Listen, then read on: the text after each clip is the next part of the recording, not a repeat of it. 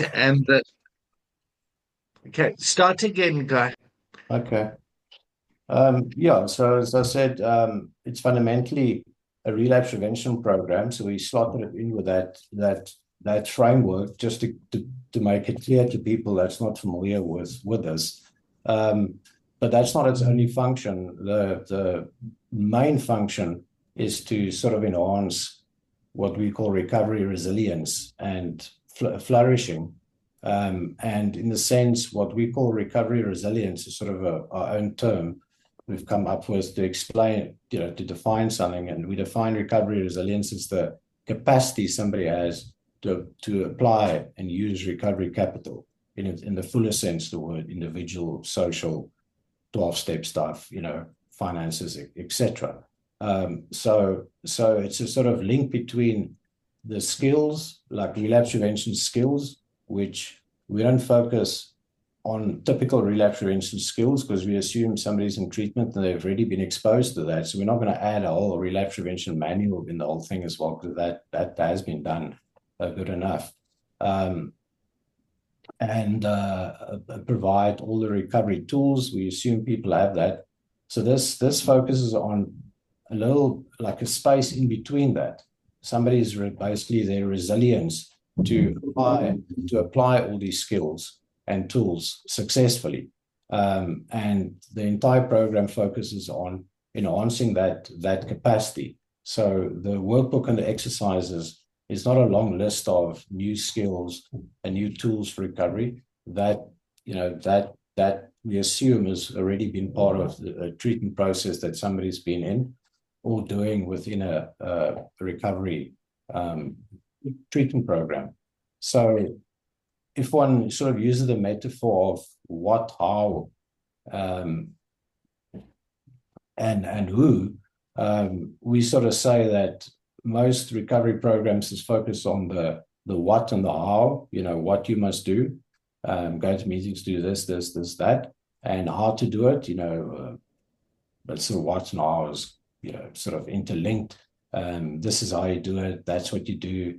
Same with relapse prevention skills. If you have a craving, you do this, etc. This program focuses on the who does it.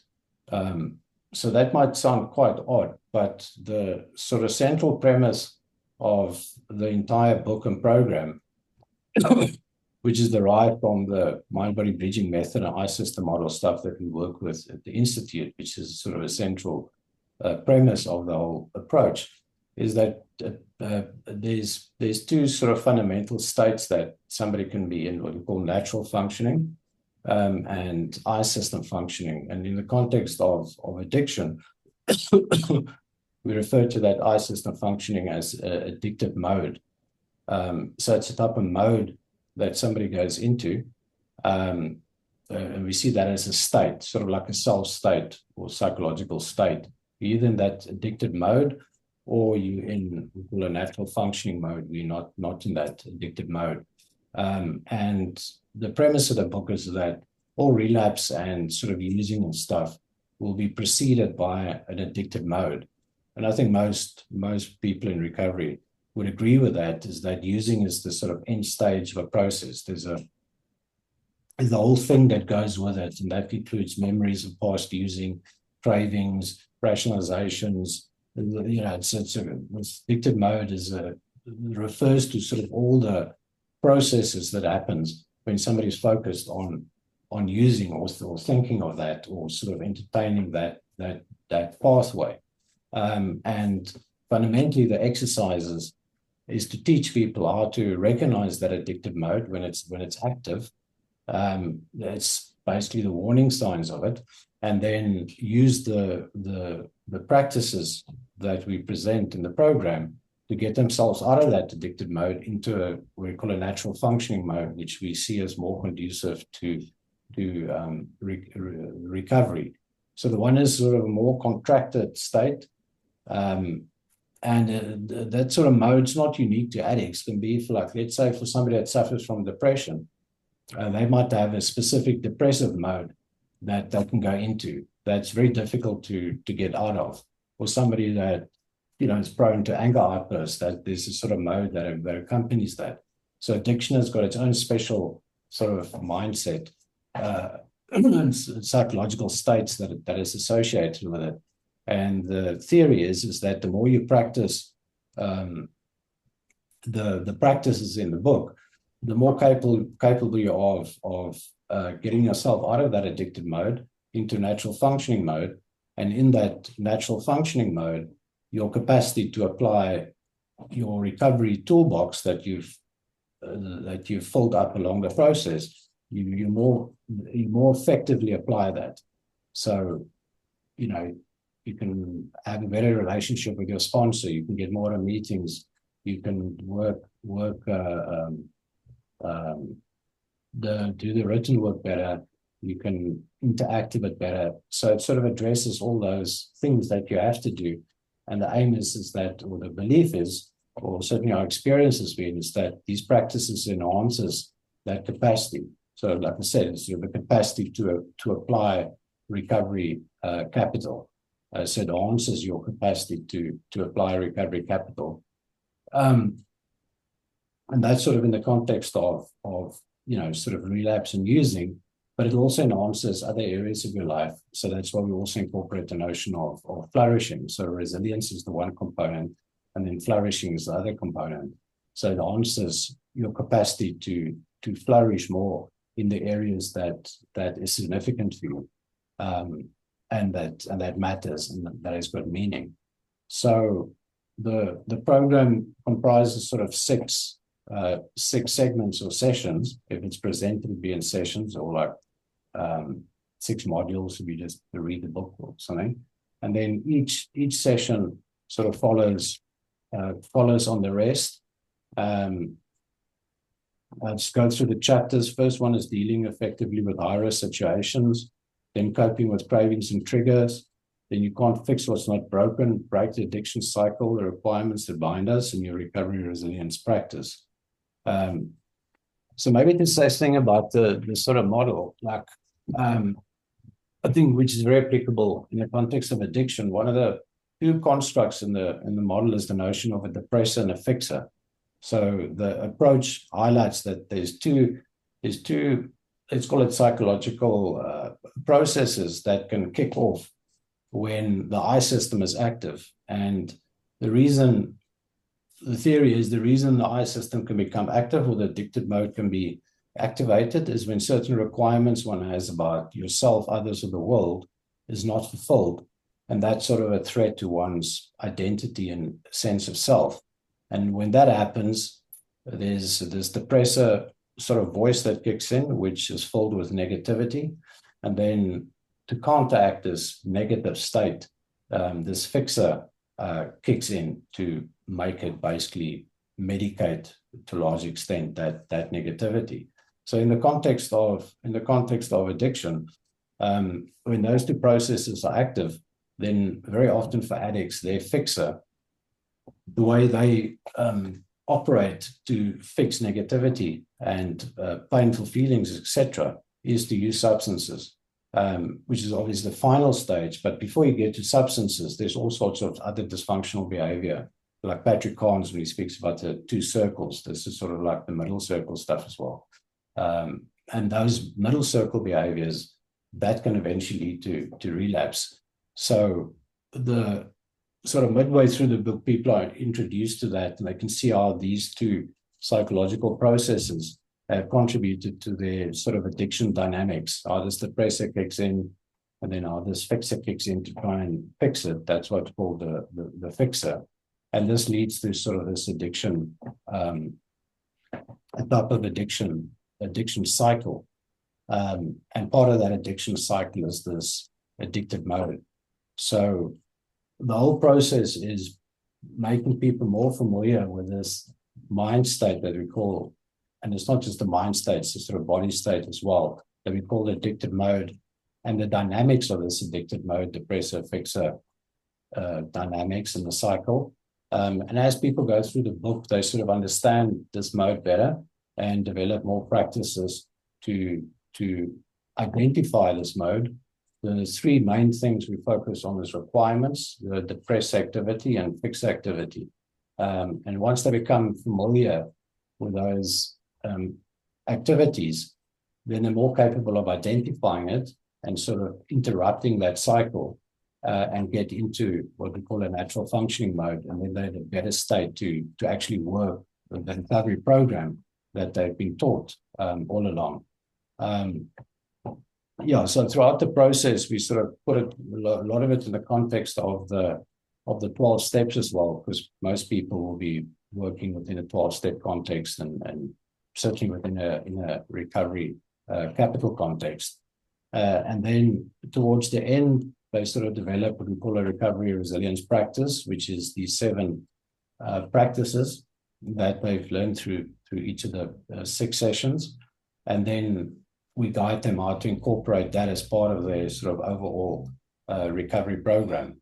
So within a treatment environment, the aim of this program is to enhance the rest of the treatment. So it's not so much like CBT, okay, we're going to teach you a new methodology and that method is going to help you with this. Even though this focuses on sort of relapse prevention to some extent, the actual aim is to enhance everything else around it, is to make people capable of using the other things that they already know slightly more, or significantly, in some cases, more optimally. Because the theory behind this approach is that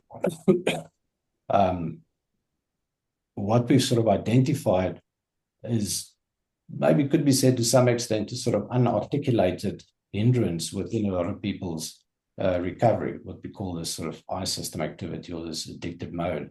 And by understanding this hindrance, we take this hindrance away or work with it at least. It's going to, it's sort of like taking a lot of rocks off your back, you know. It's not necessarily giving you a new skill, well, it is, well, not in that metaphor, but once you've taken the rocks off, it's a massively more easier to walk and do all the other things you need to do. So in that way, the program sort of sees itself as a method of subtraction and trying to make somebody's load lighter. So what it's sort of subtracting, in a sense, is a lot of the requirements that we believe lies fundamentally related to this addictive mode. So it's sort of getting rid of these unrealistic expectations, requirements, and obviously step 4 in the 12 steps is big on requirements and expectations as sort of the core of that part of the process. So the aim is sort of to slowly chip away and get rid of certain things that activate this whole addictive mode. And by the time you get into the process, the experience in a way is of being lighter, like I've got less on my back, like things affect me less. So now I'm in a better position to function more optimally in other areas of my life. And the last thing I'll say, I'm obviously giving a very brief overview now, but the last thing I'll say is that the entire theory and process is experiential, in the sense that a lot of psychological models have got complex constructs. Like if you look at psychoanalysis or psychodynamic theory, like a self-object.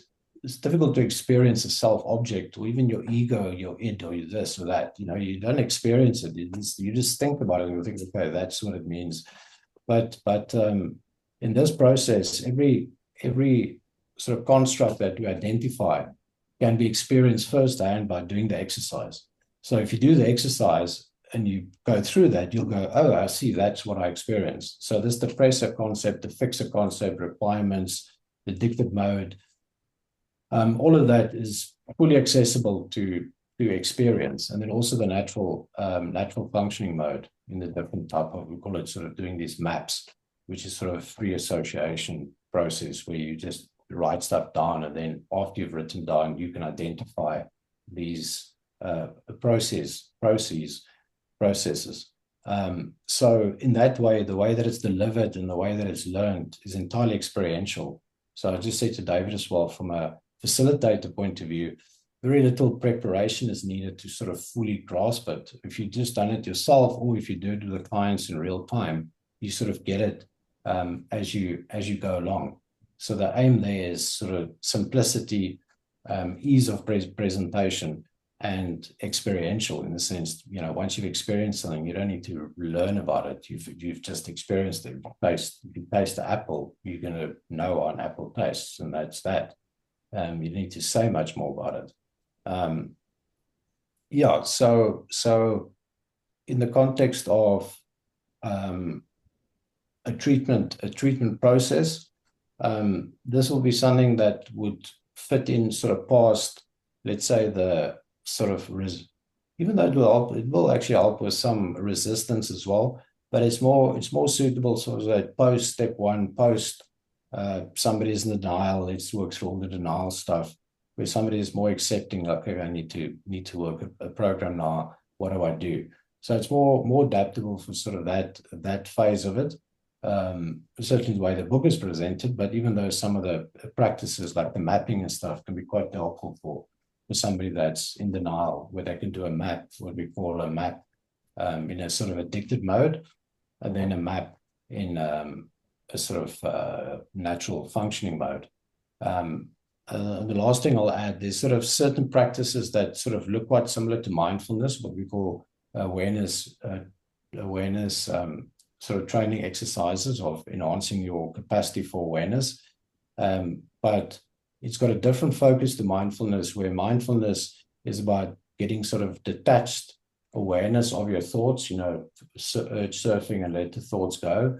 This isn't about detached awareness. This is actually having awareness of your thoughts in the sense of a sort of metacognitive perspective of identifying what we can sort of call metacognitive processes. These depressor, fixer, they can be seen as sort of metacognitive processes of actually gaining more familiarity with the workings of your mind and deeper insight into the workings of it, not just this detached awareness. And by having that insight, you're then capable to identify the triggers, and then you have the practices. There's several of these practices that you can shift yourself. So like I said to David, I think before you joined, the sort of what, how, and the who, this focuses on who's doing the recovery, not necessarily what are you doing, because the what's there, like that's been done good enough. Everyone knows how to do recovery. You know what I mean? There's 100 books about it. The list is there, in fact, the recovery was that simple. You can just give somebody a list of what they need to do on the first day and say, do this, and you'll clean up. But we all know that that's not really what it's about. It's about who's doing it. That's the problem. So this specifically focuses on the who, the person doing it, and who's doing it, the person in addicted mode or the person in a natural functioning mode. And the entire process is facilitating that shift sort of continuously between these two I wouldn't say primary states, but two main states. And all of us can fluctuate between these two states. Obviously, in the context of addiction, it's quite unique to addicts. There's a certain typical pattern. So maybe I'll just leave it there. Running time there. Yeah. Thank you, Guy. Paula, have you got some more time? Have you got a bit more time? I need to leave at 10 to 11. Oh, okay. So are you in? 11. Yeah. So are you in addictive mode at the moment? Because why Guy was talking, I think this would be good for both of us in our leadership and the way that we run this organization, because I can feel I get hooked and then I react in a way. I know what you mean. Yeah. Yeah, yeah, okay. So, I mean, the three of us also know what recovery's like as well, oh, yeah. I think I need to practice what you preach, Guy. Yeah, I need to practice what I preach as well. Yeah.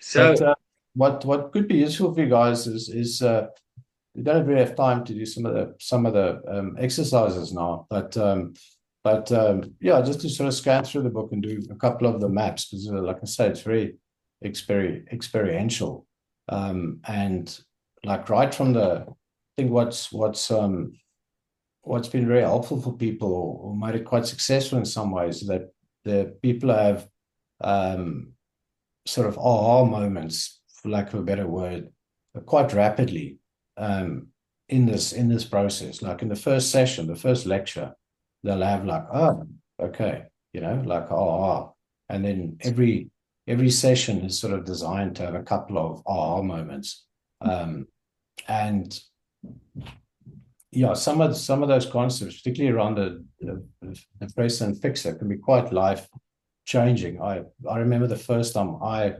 discovered some of that. It was actually in a completely different place, a completely different context, and it had a very big effect on how I viewed certain things, particularly around the fixer. So it's Well, quite that's a word that keeps resonating with me. It's like, goodness. yeah. Oh, yeah. Yeah, particularly in coaching and stuff, one focuses a lot on, okay, do this, do that, do this, do that. This is a good thing to do. That's a good thing to do.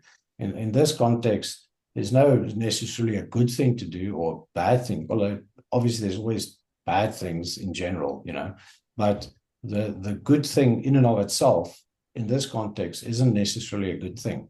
In the same way that for somebody that's obese, eating isn't necessarily a good thing, even though eating in general is a good thing. But if the who that's doing the eating is in addicted mode, then even the best of things, like jogging or whatever, can become something that's destructive, like doing and pushing yourself too hard. And the program sort of highlights that there's a reason that fixer does what it does, because there's something underneath it that it's trying to fix, which is sort of this feeling of not being good enough, sort of shame and stuff like that. And then there's this continuous cycle of trying to fix that. And then there's the depressor that always kicks in, that basically says, well, that wasn't good enough. You need to do the next thing. And then it just goes on and sort of on and on and on. And that keeps one trapped in a sort of type of cycle, like Sisyphus, pushing the boulder. What would you like the next step to be for us? I mean, I've got all sorts of ideas cooking, but what would, and the same question to you, Paula. No, let me just shortly reflect. I'm very impressed by the program and the terminology, and it all makes a lot of sense, and it's linking beautifully to the recovery wellness program that we teach, that we try to live ourselves according to. But so the practical side of it is exciting me a lot, because this who part is really just, I can understand it's a kind of, it's really on the applying side of things, and that promotes indeed the sustainable recovery and the new lifestyle that we talk about, right? And it comes naturally next to, not necessarily after, but next to the process of a person learning about how this adversity came about. So when we are talking about the recovery wellness program, that's what happens at the very beginning, understanding what's happening in the body and mind and so on, and then we progress all the way towards the last weeks, where it's starting to get more practical as well. But through the whole process, it's the experiential part that plays the main role. So in that sense, it intervenes beautifully with the program that we are used to, and from here on, it's then really getting to know the program in more details. It's introduced beautifully now as well, and thank you so much. I purchased the ebook, so I'm busy going through it. But now back to David's question. Indeed, what would the next step look like for you, Guy, from here? Did you say you purchased the ebook, Paula? Yes. Oh, great. Okay.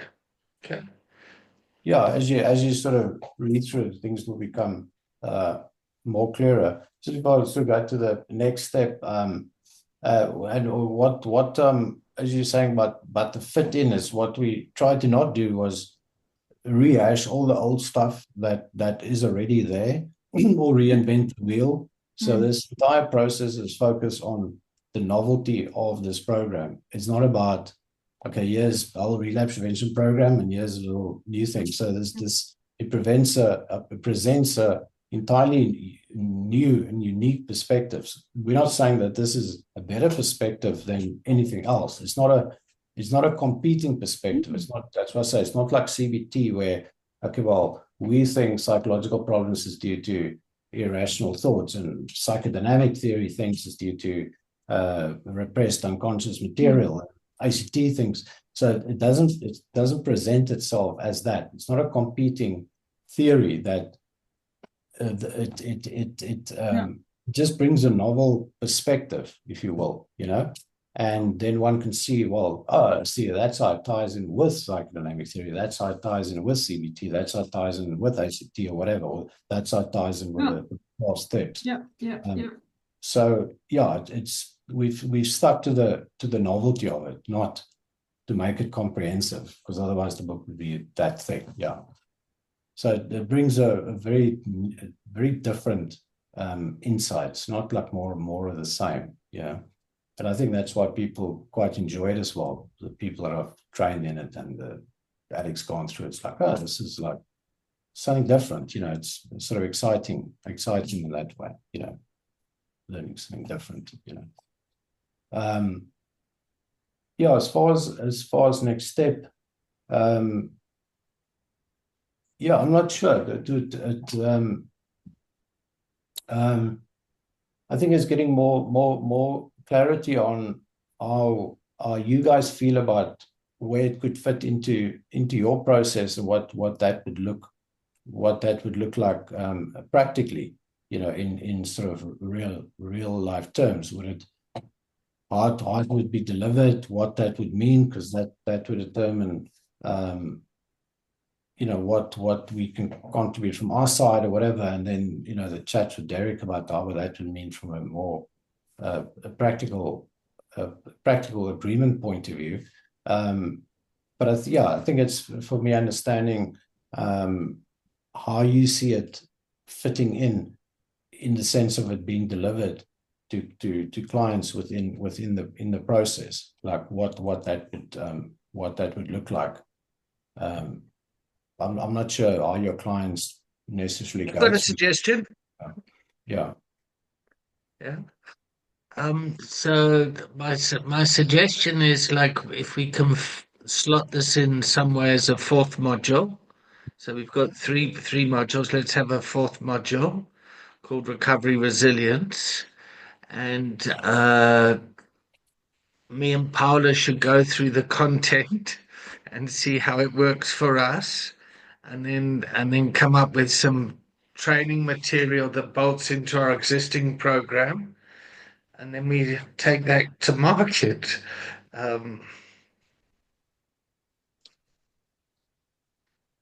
That's my first idea. Yeah. You're talking about the fourth module in the recovery wellness program. Well, we've already got spiritual principles, which is a 12-step stuff. The brain and mind, which is a neuroscience stuff. There's the community and growth, which basically means go out there and hang around in places that are going to support your recovery. And here now there's the resilience side of this. You're showing up in many, many different roles. When are you showing up with your activated mode, and what's the other mode you should be showing up in? And I think that would tie in, that would bring all this stuff together.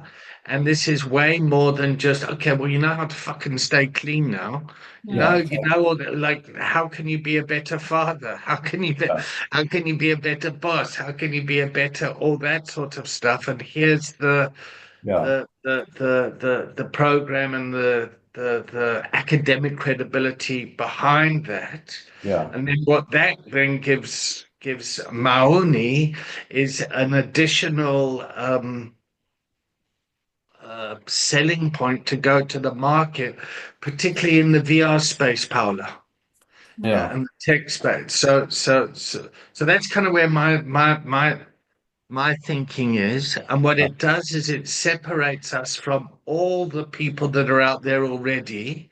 Yeah. Um, I'd that excites me. I can feel my kokorozashi starting to go, saying, Yeah. let's work this together. Let's create an experiential program that we can sell to the executives out there in the world that Yeah. fucking they know how to stay clean or whatever it is. But there's Yeah. so much more. So I Yeah. mean, I could. Especially. Sorry, Yeah. I'm Sorry, cut you off. excited now. I'm Yeah. activated. Yeah. Yeah. We focused for, because just because something's good doesn't, like with anything in the world, just because you have a good burger doesn't mean anybody's going to actually buy it, or anybody will end up eating it. Same with a book. You can have a brilliant book if it hasn't got the credibility and it's not out there in the right way, it just like goes nowhere. So we focused a lot on making this program also look good on paper, in the sense of trying to give it as much credibility as possible so that it would be attractive for people from a marketing and business point of view as well, because without that, just because it's a good therapy doesn't mean it's necessarily going to fly. So the three things that I think I'm not trying to sell the program. I'm just saying that Sell the fucking program. yeah. Well, maybe I should try and sell it a bit as well. Yeah.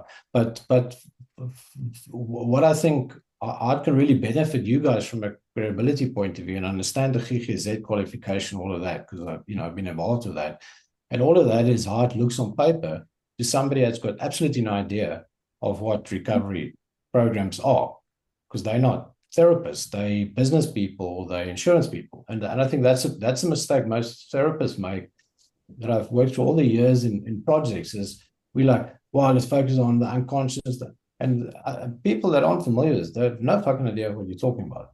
So it's not like you're selling them anything by explaining how brilliant the program is. It's a language they don't understand. They can't tell if CBT or ACT slapped them in the face if it's any different, So what we focus on is how does it look from the outside to a non-clinical person? And the three things that I think looks fantastic, which I also think is literally, I can't think of another, there are maybe Alan Marlett's relapse prevention, as I think it's got that level of credibility because it was done at a very reputable university. But for the rest of the most recovery programs, I don't think it's got what this one's got. And the three things that it's got, firstly, it's a Cambridge University Press publication.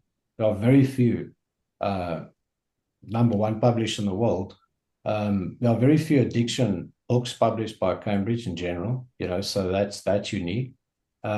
Secondly, it's got at the NRAP, National Registry of Evidence-Based Programs certification, which was part of the US Department of Social Service, Health and Social Services, SAMASA.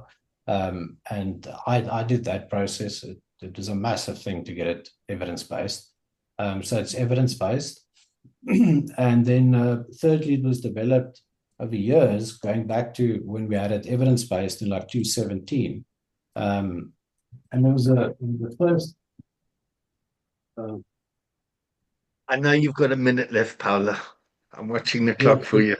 The first version was published through New Albringham. Anyway, to cut the long story short, it's done at a very reputable university, Utah State University.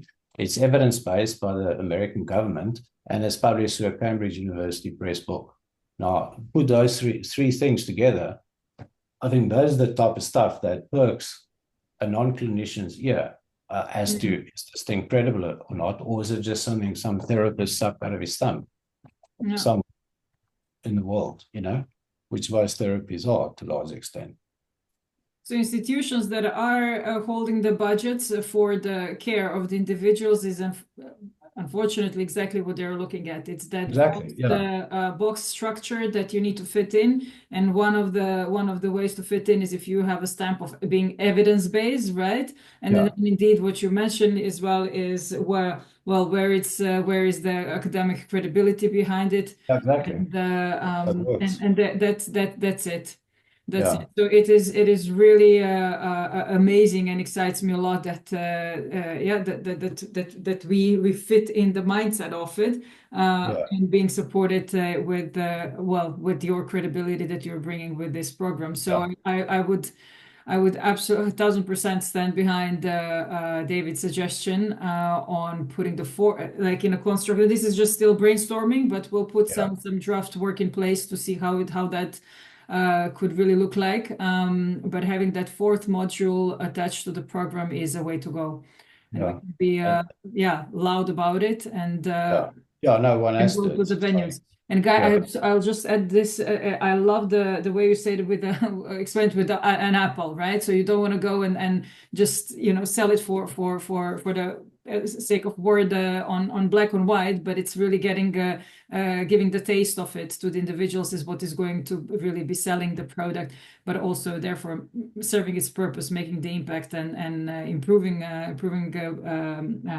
our state of recovery in society in general. So it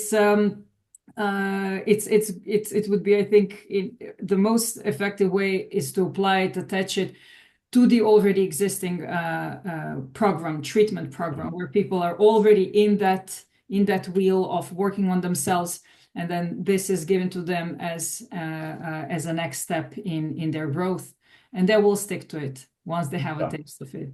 I don't have a doubt. So, David, thanks for clarity around that suggestion. Guy, what's your thought? What's your thought on that? Just before that sounds like a fantastic idea. Just the last thing I'll add, 5 seconds, is then there's also from the other side of the fence, we also have the research to offer. So for the registration on your side and the insurance people and all of that, we can deliver ongoing research to test the efficacy of your entire program. It won't be focused on the recovery resilience thing. We already have that. So we've got it evidence-based. So but we could also offer that there's ongoing program evaluation as an ongoing rotating thing.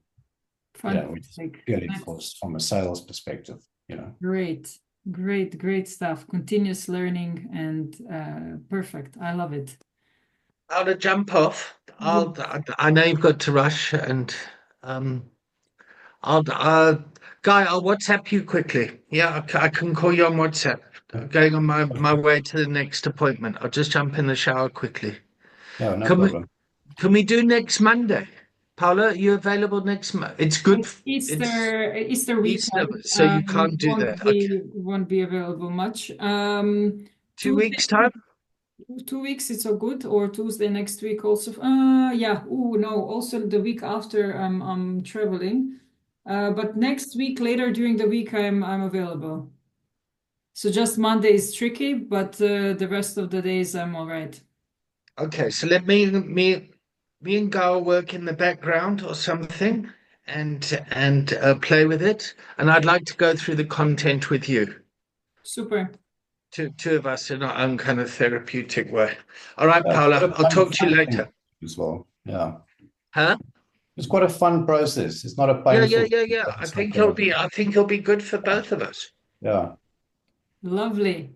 Have a wonderful day. Thank you so much. Thanks to both of you. Thanks for the time. Bye everyone. Bye.